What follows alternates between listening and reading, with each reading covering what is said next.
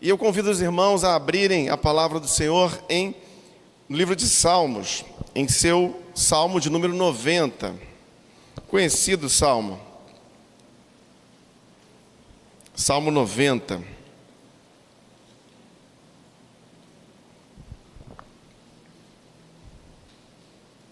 Ensina-nos a contar os nossos dias. E eu farei a leitura de todo o Salmo, mas em seguida eu vou pedir que você fique com a Bíblia aberta para que nós possamos passear pela palavra e rever alguns versos. Diz assim a boa palavra do Senhor: Senhor, Tu tens sido o nosso refúgio de geração a geração. Antes que os montes nascessem e Tu formasses a terra e o mundo, de eternidade a eternidade, Tu és Deus. Tu reduzes o ser humano ao pó e dizes: voltem ao pó, filhos dos homens, pois 1000 anos aos teus olhos são como o dia de ontem que se foi e como a vigília da noite. Tu os arrastas na torrente, são como um sono, são como a relva que floresce de madrugada viceja e floresce, à tarde murcha e seca. Pois somos consumidos pela Tua ira e pelo Teu furor conturbados. Puseste as nossas iniquidades diante de Ti e sob a luz do Teu rosto os nossos pecados ocultos. Pois todos os nossos dias se passam na Tua ira, acabam-se os nossos anos como um breve pensamento. Os dias da nossa vida sobem a 70 anos, ou, em havendo vigor, a 80. Neste caso, o melhor deles é canseira e enfado, porque tudo passa rapidamente e nós voamos. Quem conhece o poder da tua ira e a tua cólera segundo o temor que te é devido? Ensina-nos a contar os nossos dias para que alcancemos coração sábio. Volta-te, Senhor, até quando estarás indignado? Tem compaixão dos teus servos, sacia-nos de manhã com a tua bondade, para que cantemos de júbilo e nos alegremos todos os dias. Alegra-nos por tantos dias, quantos nos tens afligido, por tantos anos, quantos suportamos a adversidade. Aos teus servos apareçam as tuas obras, e aos seus filhos a tua glória. Seja sobre nós a graça do Senhor nosso Deus. Confirma sobre nós as obras das nossas mãos. Sim, confirma as obras das nossas mãos. Eu quero convidar a igreja a ler o verso 12 e em seguida o verso 17. Vamos ler todos juntos o verso 12. Vamos lá?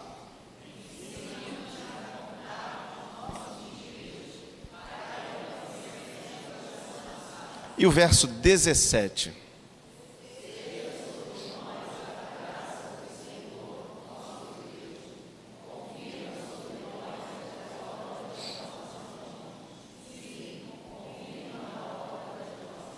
Vamos orar mais uma vez. Senhor, nessa noite, mais uma vez em Tua presença, nós pedimos agora o Teu falar de uma maneira individual a cada um de nós.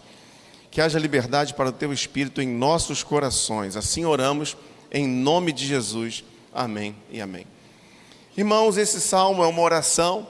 O salmo de número 90 é um salmo que tem autoria atribuída a Moisés. Ele é o texto, ou ele é o salmo mais antigo registrado aqui na palavra. Um salmo que provavelmente é escrito, provavelmente ele é composto em um momento de sofrimento, em um momento de fragilidade, em um momento onde está havendo a consciência de que se é pecador, de que se erra.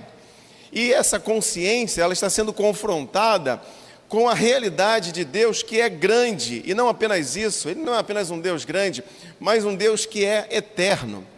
Moisés, o seu autor, ele está olhando para a existência humana, está fazendo uma análise do homem em si, e ele também está olhando para Deus, e ele reconhece então que enquanto homem que ele é, enquanto homem que nós somos, a vida passa rapidamente. Os dias passam muito rápido, enquanto Deus, Ele é de geração a geração. Enquanto para nós a coisa aqui vai passando, vamos vivendo uma temporalidade, para Deus isso não é cabível, é algo que está muito além. Então, considerando essa reflexão, Ele vai dizer, olha, de eternidade a eternidade, Ele é Deus. E a nossa vida? A nossa vida é muito breve, a nossa vida é muito pequena. E o centro, então, desse salmo, talvez o ponto principal, a ideia master que há aqui, e nós vamos ver algumas divisões que ele tem, está justamente no verso que lemos, o verso 12, quando diz, ensina-nos a contar os nossos dias para que alcancemos coração sábio. Diante de um Deus tão grande, diante de um Deus eterno, reconhecendo que somos humanos, falhos, tendo uma vida breve, pequena, curta, eu preciso aprender a contar os meus dias. Eu preciso aprender a valorizar o tempo que tenho. Para quê? Para que alcancemos um coração sábio. Mas à medida então que ele escreve, à medida que o texto vai evoluindo, esse poema, ele vai percorrendo um caminho. E esse caminho eu identifico aqui pelo menos quatro fases distintas desse caminho. Nos versos 1 e 2, ele está falando sobre o Senhor, ele está exaltando o Senhor.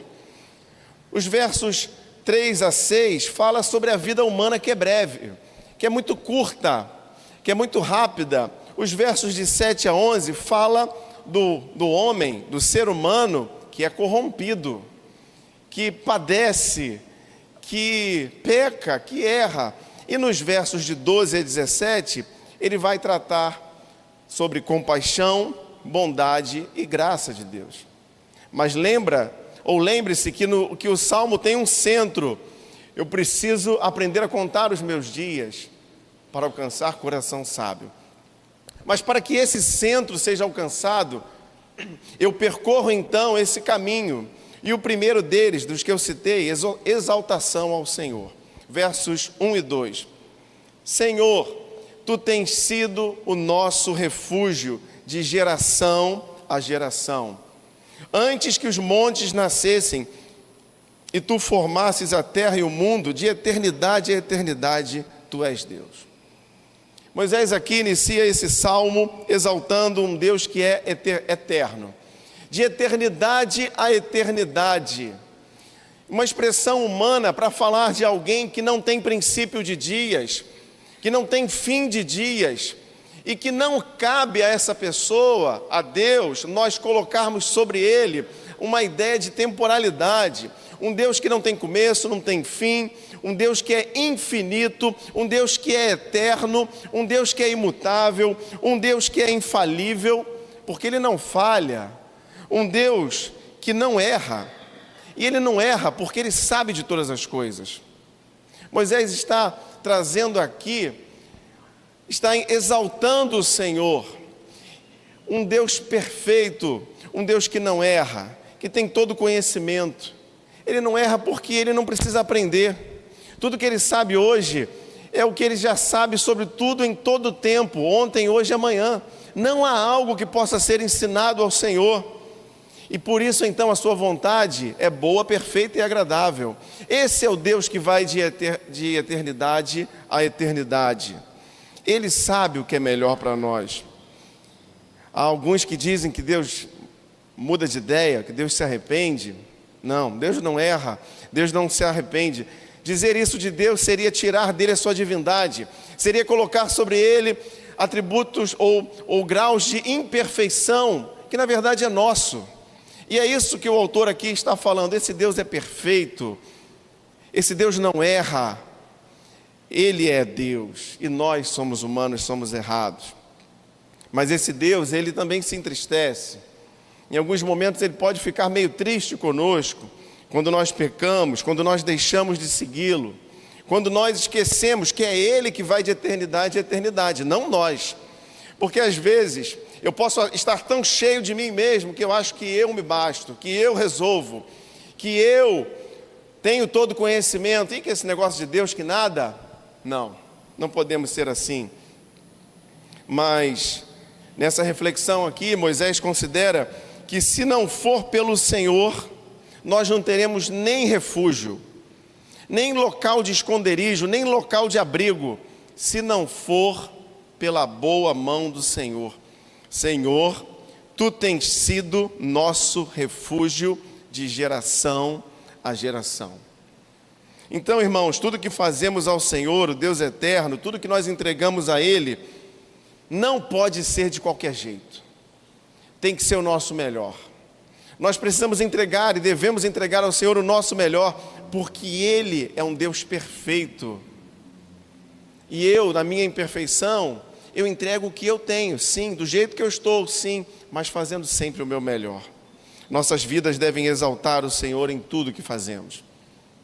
Mas ele também fala, como eu disse, nos versos de 3 a 6, sobre a brevidade da vida. Uma vida que passa rápido, uma vida que é breve.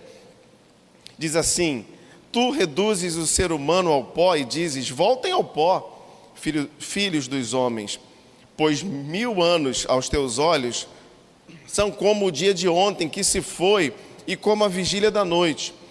Tu os arrastas na torrente, são como um sono, são como a relva que floresce de madrugada viceja e floresce, à tarde murcha e seca.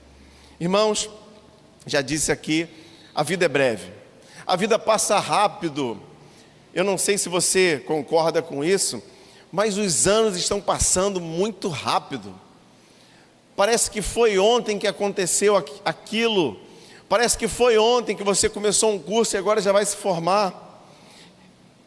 E nós temos uma certeza, todos nós, a menos que Jesus volte para buscar a sua igreja, para buscar os salvos em Cristo Jesus, todos nós, se Ele não voltar antes, todos nós vamos encarar a morte. Todos nós vamos estar de frente com ela em algum momento e passaremos por ela, enfrentaremos isso. Isso é o fim da nossa vida terrena, uma vida que é breve. E talvez você possa dizer assim: mas que papo triste nessa noite. Eu vim aqui para ouvir uma palavra de ânimo e de repente eu estou ouvindo falar de fim de vida, de coisa que não agrada. Tem gente, e deixando de lado tem gente que pode querer bater em alguma coisa. Aqui não. Amém? Mas de fato, nós respeitamos as crenças alheias, mas de fato não se trata de uma visão de vida triste, mas se trata de nós percebermos que a vida passa rápido. E se eu entendo que a vida passa rápido, eu preciso fazer esse negócio valer a pena. Não pode ser de qualquer maneira, não podemos desperdiçar os nossos dias, não podemos gastar tempo com bobeira. Não é bom. A vida humana é muito breve, mas a natureza humana é corrompida e isso parece que puxa a gente para trás. Versos de 7 a 11. Somos consumidos pela tua ira e pelo teu furor conturbados. Puseste as nossas iniquidades diante de ti e sob a luz do teu rosto os nossos pecados ocultos. Iniquidade, pecados ocultos. Pois nossos dias se passam na tua ira. Acabam-se os anos como um breve pensamento. Os dias da nossa vida sobem a 70 anos, em havendo vigor a 80. Neste caso, o melhor deles é canseira e enfado. Verso 11. Quem pode conhecer a tua ira? Quem conhece o poder da tua ira e a tua cólera segundo o temor que te é devido? Irmãos, nesse trecho aqui, que eu estou relendo, Moisés, mais uma vez, ele fala sobre a brevidade da vida, entendendo que há um limite natural para a vida, entendendo que aqui, ele coloca, olha, quem viveu 70 tá bom, viveu 80 já está ali na prorrogação, e passar disso, ele fala, isso aí é cansaço, é enfado. E ele faz isso não com um olhar ruim, mas como uma maneira de reconhecer que essa limitação humana de idade, que todos nós estamos sujeitos, que essa limitação humana é fruto do pecado na vida humana, é o fruto da nossa natureza que está corrompida, da nossa natureza que é atingida quando o pecado entra no mundo. E nós passamos então a enfrentar dores específicas, enfermidades. Eu não sei se você corre como você corria 10 anos atrás. Eu não sei se você tem o mesmo vigor. Eu não sei se talvez há alguma dor que você já até carrega há algum tempo, que às vezes a gente acostuma, né? Alguma inflamação que a gente já carrega ali há algum tempo, aí já tem aquele remedinho já que é, sabe, aquele que carrega na bolsa. Isso é bom, o remédio é bom, claro, mas o que eu quero dizer é que isso tudo é fruto de uma limitação humana, e é isso que o salmista está dizendo. Nós somos limitados, nós temos um tempo, então eu preciso melhorar e viver bem a minha vida, aprender a contar os meus dias. É interessante pensar que ainda que eu seja o melhor ser humano, aquela pessoa que você sabe que é gente boa, e tem gente que é boa, né? A pessoa que é boa, que é bondosa, que ajuda, por melhor que eu seja, por mais proativo que eu seja, por mais praticante do bem que eu seja, a minha natureza humana ainda assim é corrompida. Tem gente que fala assim: eu já contribuo com tal coisa, eu ajudo na caridade tal, eu não matei, eu não roubei, eu não fiz tal coisa, e que bom que a pessoa não fez isso, mas ainda assim, tanto elas como nós, vivemos atingidos pelo pecado, e só há uma salvação, só há uma solução para o pecado em nossas vidas, que é Jesus. Mas nesse trecho aqui, além de falar sobre isso, além de falar sobre a natureza humana corrompida, ele também fala sobre algo que alguns às vezes não entendem. Ele usa um termo aqui que ele fala sobre a ira de Deus, um Deus que se ira, um Deus que, ele usa o termo na minha versão, cólera, que tem cólera. Cólera é aquela raiva, né? E eu não sei se você percebeu, diz assim no verso 7, somos consumidos pela tua ira e pelo teu furor. Um Deus que se ira, um Deus furioso. Quem conhece o poder da tua ira e a tua cólera, no verso 11? Como assim? Irmãos, será que Deus pode se irar? Porque Deus é bom, sabemos que Deus é bom, amém? Mas aqui está dizendo que Ele se ira. E como é que a gente explica isso? Nós não podemos tentar explicar isso tomando por base a nossa realidade, a nossa natureza humana, que quando eu me iro, e os irmãos não, só eu, que quando eu me iro, vem aquela coisa dura, vem aquela falta de amor, vem aquela raiva, vem às vezes até um desejo ruim sobre a vida do outro. Essa é a ira humana, é uma ira vingadora, é uma ira de querer fazer justiça. Aconteceu tal coisa lá com fulano, e aí pegaram a pessoa na rua. É natural, se a pessoa cai no chão já vem alguém. Você já viu isso? Isso é a ira do homem, não é a ira de quem quer consertar, não é a ira de quem quer resolver, é uma ira que acaba, que maltrata.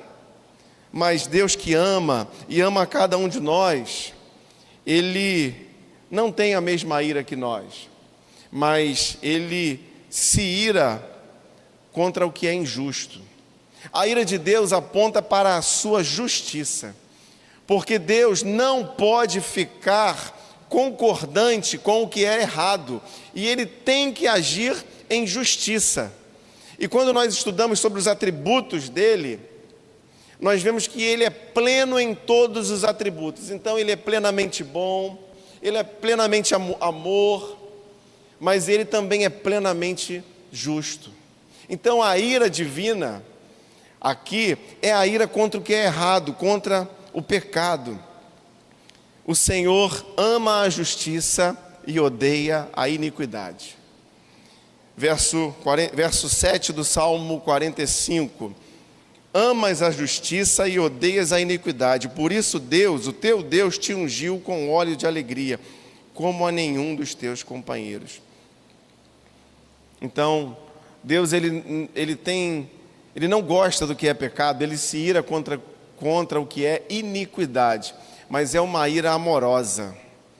Ao mesmo tempo que ele tem que agir, como pai, ele tem que agir, e nós sabemos que como pais, às vezes, nós temos que agir.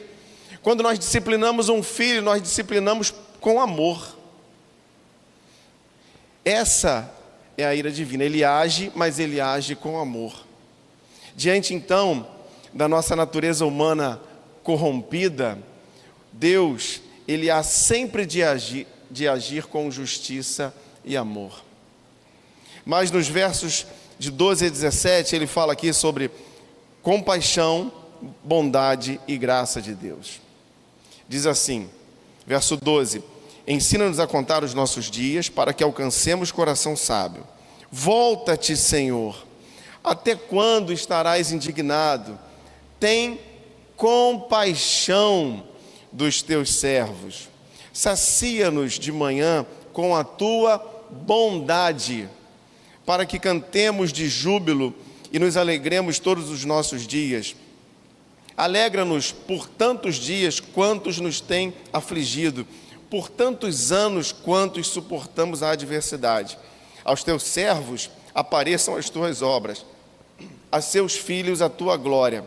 Seja sobre nós a graça do Senhor. Nosso Deus, confirma sobre nós as obras das nossas mãos. Sim, confirma as obras das nossas mãos. Se você costuma marcar a sua Bíblia, aqui é interessante, no verso 13, compaixão, no verso 14, bondade, no verso 17, graça. Compaixão, bondade e graça. Irmãos, essas também são qualidades que estão ali junto com cada uma das outras ou cada um dos outros atributos divinos.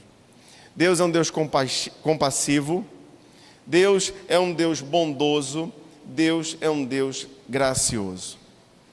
Compaixão fala que Deus se importa com as nossas necessidades, Ele está atento. E Ele não é aquele que só olha e finge que não viu. Ele tem compaixão de nós, Ele sabe o que nós precisamos e Ele quer agir em nosso favor. Sabe que nós, como corrompidos, temos muitas necessidades. Salmo 103, verso 11: como um pai se compadece dos filhos, assim o Senhor se compadece dos que o temem. O Senhor, Ele está atento às nossas necessidades, Ele não nos deixa. Bondade, Deus age de uma maneira benéfica, em todo o tempo. Deus não está agindo só com aquela justiça humana, não. Ele está agindo de uma maneira bondosa, até quando Ele está sendo justo. Até quando Ele precisa dar um puxão na nossa orelha ali. Ele age com bondade. Salmo 145, verso 9: o Senhor é bom para todos e as suas misericórdias permeiam todas as suas obras. E graça. Graça, Deus nos dá o que nós não merecemos. A graça aponta para o favor imerecido. O que eu não mereço? Deus pode nos dar algo que nós não merecemos. Efésios capítulo 2, verso 8: porque pela graça vocês são salvos. Nossa salvação não é mérito, é graça. Somos salvos pela graça de um Deus justo que nos ama, mediante a fé. E isso não vem de vocês, é dom de Deus. Então, graça está ligado à salvação. Deus é compassivo, bondoso e gracioso. Então, o salmista aqui, ele reconheceu a exaltação do Senhor, ele exaltou a sua grandeza, ele identificou a brevidade da vida, ele percebeu sobre a natureza humana corrompida e apontou um caminho de compaixão, bondade e graça. Diante disso tudo, nós ainda estamos no centro, no tema dessa palavra: ensina-nos a contar os nossos dias. E eu quero trazer aqui algumas breves lições. Primeiro, ensina-nos a contar os nossos dias para que em tudo possamos glorificar a Deus. Eu preciso aprender a valorizar os meus dias, a não perder tempo com bobeira, a não ficar me dando ao que não é bom, mas para que a minha vida cumpra o propósito que o Senhor tem para mim e glorifique a Deus. Contar os dias corretamente significa compreender que a minha vida nas mãos do Senhor não pertence mais a mim, mas pertence a Ele. 1 Coríntios capítulo 10, verso 31. Portanto, quer comam, quer bebam, quer façam qualquer outra coisa, façam tudo para a glória de Deus. Cada dia é uma oportunidade que nós temos de vivermos para a glória de Deus, de glorificarmos o nome do Senhor. Essa é uma vida que aprendeu a contar os seus dias. Segundo, ensina-nos a contar os nossos dias para que nós possamos aproveitar a brevidade da vida com sabedoria. O salmista falou que a vida é breve, então a gente tem que aproveitar ela. Mas aproveitar de que jeito? Com sabedoria. E nós temos falado sobre sabedoria aqui, eu quero te encorajar. Se você não assistiu, a pregação da última quarta-feira foi sobre esse tema. Eu quero te encorajar a você assistir. Mas eu preciso considerar aqui e lembrar mais uma vez que a vida passa rápido. E se a vida passa rápido, nós não podemos perder tempo com decisões erradas, com atitudes erradas, com caminhos errados, que são fruto de uma vida não sábia, que são fruto de decisões incorretas, porque o tempo, ele passa. Essa vida que é breve, tem como o seu relógio, digamos assim, um tempo que não pode voltar atrás, ele é implacável. Talvez hoje você olhe para você e pense assim, se eu tivesse feito tal coisa, se eu tivesse começado tal coisa.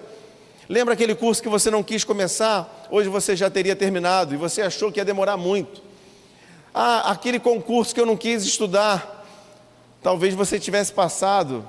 Aquilo que eu não quis aprender, aquele relacionamento que eu não quis ter, eu não sei. Mas a vida passa rápido.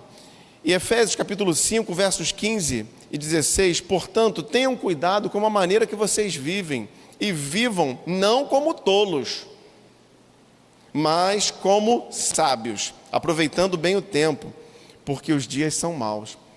Precisamos aproveitar a brevidade da vida, aproveitar bem o tempo com sabedoria.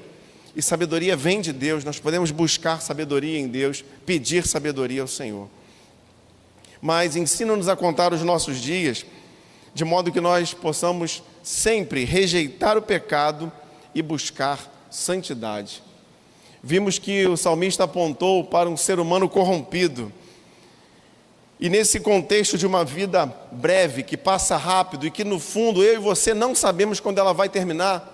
Estamos todos aqui, graças a Deus, mas não sabemos qual é o limite de cada um de nós. Então não é bom que eu viva em pecado, não é bom que eu viva sem santidade. Irmãos, o pecado ele deve ser deixado, o pecado precisa ser abandonado, a santidade ela tem que ser buscada por cada um de nós, e somente assim nós estaremos aproveitando bem os nossos dias, vivendo uma vida que vale a pena. 1 de Pedro, capítulo 1, versos 14 e 15. Como filhos obedientes, não vivam conforme as paixões que vocês tinham anteriormente. Olha, não vive daquela maneira que você vivia, não. Aquilo não era bom quando ainda estavam na ignorância. Pelo contrário, assim como é santo aquele que os chamou, sejam santos vocês também em tudo o que fizerem. Irmãos, nós somos chamados à santidade. Somos chamados a deixar o pecado. Somente teremos aproveitado bem os nossos dias se estivermos vivos para Deus e mortos para o pecado. E quarto, ensina-nos a contar os nossos dias, sendo gratos pela compaixão, pela bondade e pela graça de Deus. Que bom que Deus é compassivo, bondoso e gracioso. Se não fosse assim, eu digo por mim, e talvez a maioria de nós, mas eu creio que todos, não estaríamos aqui. É pela bondade de Deus que Ele tem nos sustentado, é pela graça de Deus que nós fomos alcançados, é pela sua compaixão que nós temos as nossas necessidades supridas. Então, sejamos gratos pelo que temos, pelo que não temos, pelo que Deus fez, pelo que Deus faz, pelo que Deus vai fazer. Que nós possamos, em tudo, reconhecer que é Deus nas nossas vidas. Aquele que vai de eternidade a eternidade. Um Deus que é compassivo, bondoso, e que nós sejamos guiados de nenhum dos seus benefícios. Eu não posso me esquecer da bondade, eu não posso me esquecer dos benefícios que Deus tem feito por mim. Efésios capítulo 5, verso 20, e eu concluo, dando sempre graças a Deus em tudo e por tudo a nosso Deus e Pai, em nome de nosso Senhor Jesus Cristo. Irmãos, que nós possamos em tudo glorificar a Deus, aproveitar com sabedoria essa vida que é tão breve, que passa tão rápido, que nós possamos rejeitar o pecado, buscar santidade, sermos então gratos pela compaixão